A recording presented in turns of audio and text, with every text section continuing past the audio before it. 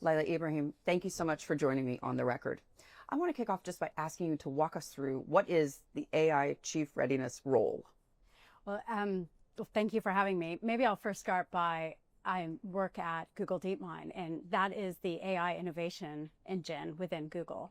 You may know everything that we do from which is around building AI responsibly to benefit humanity. So think about Gemini as an example, or Nano Banana, our image generation, all the way to AlphaFold, our advanced AI system that was awarded the Nobel Prize. So we cover a wide range of topics. Within that, my role as Chief AI Readiness Officer is to think about how do we get the society ready for a more advanced AI. It's getting more general, more capable, and it's only going to continue to do so at pace. But in order to make sure that we're doing this responsibly and for and with humanity, we need to make sure that society has the literacy, that has the access to the technology, and that the voices are heard, so we can build it into the model. So it's not an afterthought, but rather we develop the technology, more advanced technology, with humanity in mind. How do you gauge the readiness of the public generally today? A lot of it comes down to how are governments engaging, because we see governments as the way of serving the society at large. That could mean everything from how is AI being integrated into the education system, where is it being layered into an education system, versus where are we rethinking the system. Healthcare is another area of particular importance. The regulation to both ensure that we're mitigating the risk while supporting the innovation.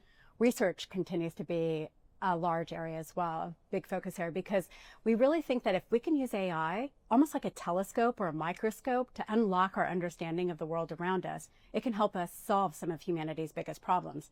That might be better understanding diseases and coming up with therapeutics. It might be how do we deal with industrial waste at scale? How do we think about weather patterns to prepare for crisis that might be happening? So we really think that that has to start with a research-centered approach. Yeah. How are you guys preparing for public backlash? Because there is a lot of fear out there about what AI will do to society.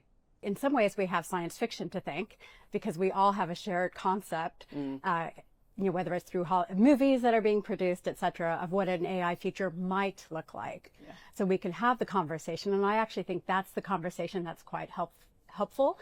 Like, if we can be talking about the risk, we'll do a better job of mitigating them. So many people think that we're very late in the stage in AI, but the reality is we're so early in the technological development. And I do think while we can continue to advance AI as a technology, that having society ready, like in some ways, this is more about where is the technology, where do we continue to improve it, and then also how do we make sure it's meeting the actual needs for society. Where do you see is the greatest risk right now? Is it just the fact that the public isn't ready, perhaps? I think some of it is, I think a lot about how are people using the technology. We're still in an experimentation mode, I think, in many ways, whether it's within a company, whether it's in a school, et cetera. So I think part of this is thinking about how are the use cases where we're not actually using AI to replace someone or a skill, but rather it's augmenting and helping to bring out the human potential. Mm-hmm. And I think that's one of the things is sometimes people can rely on AI too much versus saying, actually, let's get really curious and saying, is this helping us unlock someone's creativity? Is it helping us be more productive by offloading some of the work? But then also, where is the human skill so important? And I do think some of the areas we're doing some of our social science research is, I think, increasingly important, because it really is about the human with the AI and not human or AI. It has to be together. What's your take when you see those like Hugh Grant, for example, in the UK, coming out and saying that children have access to these pieces of technology way too early and we need to scale it back? I think part of the reason I'm in this field is because my children are growing up with a technology, and I want to make sure that what we're leaving, the legacy that I'm leaving for them is actually that the technology was purpose-built and that it was shaped by humans. And so that's part of actually my role, move into this role after 8 years of being Chief Operating Officer. I actually think teaching and enabling students and youth is really important part of this. They're the ones that are going to be living with it. And we have a chance to teach about responsible usage. We should learn from past technology shifts of like, okay, if we can figure out how to bring AI into a school, but it's in a controlled environment, they're getting the support of what does responsible usage mean. I think sometimes what I'm seeing in different countries I visit is sometimes governments don't want the students to use it at school, or school administration doesn't want the AI usage, but students are using it outside of school. So we're teaching almost that it's bad. And what happens then is, like, some students might think, well, and sometimes we even see this within gender, right? Some girls may think that, oh, I can't use AI because I'm not doing my struggle in my work, and I might be using it as a tool, while others may feel like it's actually, of course they can use it. So I think having a fair framework and being able to teach what responsible usage, when do you use it, when do you not, is actually really important. And that always comes at a younger age. One of the things that, like in my kids' school, they're doing is experimenting with where can technology be used and where can it be. But doing a blanket coverage, I think, is not appropriate. Yeah. Especially since one of the areas I think AI can really unlock is human potential. And so when you think about education, as an example, the school systems are often designed for a certain standard of student. But we all know, as adults, we know that people learn differently. Some are more visual learners, some hear. If you look at the population that's neurodiverse, that's quite large, but the education system isn't built for them. But AI gives us a chance to unlock AI as education as a learning tool. So meeting a student with where they're at, being able to break down problems, understand a physics in steps versus some abstract, being able to visualize it. So I think this is actually what's really exciting, is if we can find a way to do this in a manner which it kind of safeguarded, then we can teach students, and we can have that environment where we're building society's capabilities. The inward focus of your role as well, how does it look to you in terms of how you advise within the company when a product, for example, isn't ready? Yeah, we actually do an immense amount of responsibility checks early in the process. So, I spent 50 hours interviewing for this job as DeepMind's first COO, because I thought this is such a transformational technology. It has the potential to address so many of society's issues, but if it's not developed right, it could lead to unfortunate outcomes. Instead, we need to start this all from the beginning. So after 50 hours of interviewing, I said, okay, I'm ready to go into this field and make sure that we operationalize responsibility with care. That means when we start all of our research programs, we're thinking about what are the risks.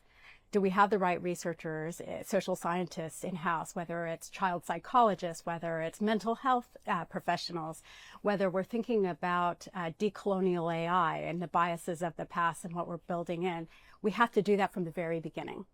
So we're hand in hand with the technical research developing this. And then once it graduates from DeepMind into the rest of Google product areas then have their level of responsibility and safety checks. And I think you really don't know until you get the technology out there and get it in the hands of users. And then we have to be able to quickly learn and pivot in continuous improvement. And especially with the rate of the technology. Yeah. So finding really strategic partners where we can do this together in the stage of AI's development is really critical. I think that's something that the public doesn't really necessarily understand, just the levels of checks that all of these products go through before they get to market.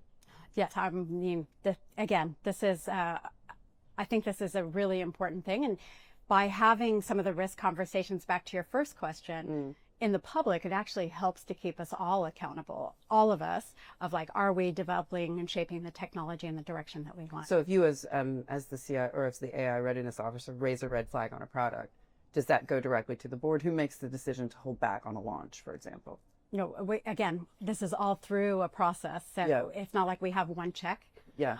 We're doing these throughout all the stages of the way that we do the research, the way that we do the development, and how we think about deployment. So I wouldn't say there are multiple checks as part of our launch readiness, but it starts much earlier in the process so that we can have the mitigations. We can think about how do we mitigate the risk, but also where are the opportunities. A great example of this would be our AlphaFold AI system. We had, this is a 50-year challenge in science, and we have basically mapped the 3D structure of 250 known million proteins. And this is important because it can advance and accelerate pharmaceutical work, for example, of understanding diseases and coming up with better therapeutics.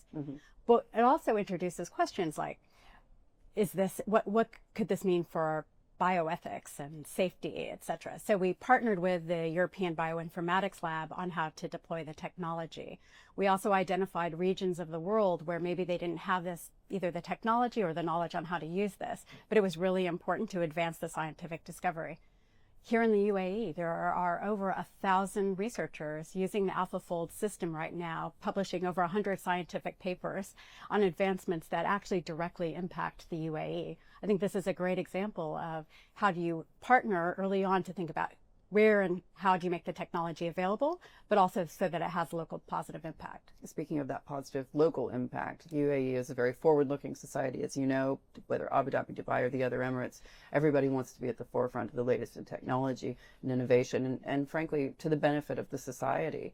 In your mind, where does Google DeepMind see opportunities here in the UAE? That's exactly why I'm here. Yeah. So I think this is one of the countries, I think, as you mentioned, it's most forward-thinking in terms of, first country to have an AI minister. Mm-hmm. I was just at the university, first AI university in Abu Dhabi. The forward-thinking and the experimentation, I think, is amazing to see. The energy and the being able to think about what are the risks and what are the potential that we have to prepare the next generation, the workforce, et cetera, public services, and so much more. And so I've been here to listen, to learn, and to try to identify opportunities where we might be able to collaborate. Tell me this, when you look at a place like the United Kingdom, obviously the home of DeepMind, in your mind, what can the UK learn from the UAE in this space? Well, I'm very impressed with the policies and the regulation here, which is also, again, trying to take a very pro-innovation while also mitigating the risk. Yeah. Being able to invest in the talent, I think, has been key. Also, I think healthcare is a really fascinating space here in order to not only be able to say, how are you improving services, but where and how might you identify trends to help with an individual or a community's wellness. So I think there's some really interesting areas where I think not only the UK could learn, but I think the world can really learn from this very forward-thinking approach that you have here in the UAE. Very top-down. Top-down, but also I think there's an important element here, which is it is top-down, but it's also understood and recognized because the value proposition to the individual is very clear. And I think that's what's really important. Tell me this, job loss obviously a major factor for governments as well as society when they look at AI, and it's raising a lot of fears. What would be your message to people today who are worried about job loss?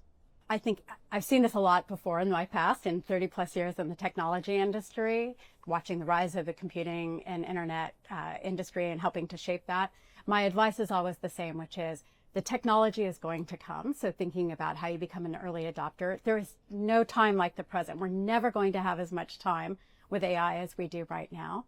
And we can actually shape it. So learning basic literacy of exploring and experimenting, how to write a prompt, where is it useful, where is it not useful. I think this is really important. One of the things that I actually did with my own teams as chief operating officer was I had to, even within a lab like DeepMind, where we are an AI first organization, was I had to give permission to my employees to use AI and to tell me. I wanted to hear their ideas. What creative ways were they using the technology? And then be able to highlight, okay, like, let's steer this one a little more this way, or, oh, this is great. How do we expand it? And what I found was people of all levels were using it. And sometimes the younger generation was actually helping to teach and lean into the technological shift, making it more available. But then I had an interesting observation, which was there were certain groups that were not using it. And so I started to ask another question, which was, tell me where you're not using AI, because I want to understand the human skill. Where are you actually think that we are bringing in our humanity into the work that we're doing? And I want to invest in those areas and those skills as well. So it's not just about where technology is helping, but where we can layer in the human part of it.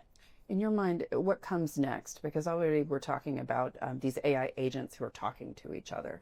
And in your role as a readiness officer, how should society ready for this? Because this is something that, as you mentioned, is quite sci-fi, isn't it?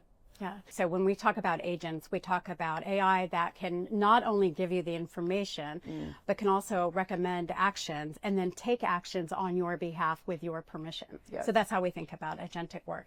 And when we started our work, and we think this is an important step for thinking about AI as an assistant and universal assistant technology. Well, they're an assistant that's complaining already about their boss. Well, interestingly, if you kind of back up a few years ago, when we first did our demonstration of Project Astra, which is our DeepMind's agentic technology, we actually published alongside our technology demo something called the Ethics of Advanced AI Assistance. Yeah. So we created and said, what are the opportunities and what are the risks? Because as we're developing the technology, we have to be thinking about this. And so we've taken a much more measured and, I think, approach to how we're developing agentic technology. Again, we're still in the early days, and different companies are taking different approaches, and this is somewhere where I do think regulation gets important, because governments should have a voice in how they believe that this technology should come to market. When you're in an environment like today, where there's so many geopolitical questions, how difficult is it to get governments to focus on something as big as AI? Because it's difficult to quantify for most people. Yeah, well, I think the good news is that governments are talking about AI. I think the question is different governments are on different, let's say, parts of that journey. Yeah. And if you where's the U.S. in that journey? Well, I think the U.S. is going through a change, right? We had, under the Biden administration, the White House commitments, and we've recently having changes with the administration changes. And we work with governments around the world to say what is happening within that jurisdiction and how do we adjust based on the cycles of elected officials. Yeah. Or whoever is Have we power. slowed down, or are we accelerating? Because obviously the president is trying to put so much money into energy and data centers. So it seems as if, at least publicly, this is a very front-facing administration when it comes to AI. Right. And we've basically been able to keep our strategy, which tells me yes. We have been investing in the data centers. We have been investing in how do we ensure that the technology is more sustainably developed. Yeah. And as you know from the releases of Gemini, as an example, we've been continuing the technological advancements around that. The one thing around AI and governments that I think is interesting to think about is several years ago from the United Kingdom started with the AI Safety Summit. And what we've found is every 6 months or so, there's another gathering of world governments on this topic. And we're having one again in February, hosted by India. And it's where the private and the public sector come together to talk about the future and align on. Because neither side can do this alone. It has to be a coordinated approach. It's exactly. It's no one company. It's no one country. And it's when you release AI, all of a sudden a model can be available on billions of people's devices instantaneously. So we have to be thinking about collaboration from the start. I think though that's really important. And this week, I think at the World Government Summit, it's been really helpful because you can see so much of the agenda is around AI as well. And this really is a time when we should be having those conversations. Yeah. Because it doesn't matter about what one country is doing. It's about how we actually collaborate more globally. What is the thing that keeps you up at night? Oh, that's an excellent question. Like I said, I spent a long time thinking about, did I want to enter the field of AI? I come from a engineering background, and I've seen technology shifts before. And I always thought that if I could bring my experience from the computing and internet rise into this moment in time in AI's history, that would be really meaningful. It's been 8 years now, and so much has changed. When I first started, no one cared about AI in the general public. And I think we're finally at this moment in time where everyone does care. And the conversations we're having are really critical. And now more than ever, we need to be having the conversations of what are the risks and what are the opportunities, and that we're investing in both of them. So what keeps me up at night is the risks. Are we doing everything we can right now in this moment as leaders? Yeah. We'll never have as much time right now to get this right. And do you think we are? I think we've made a lot of great progress. And I'm the kind of person that we're never doing enough. So how do we collaborate more globally to make sure that this technology is being developed right?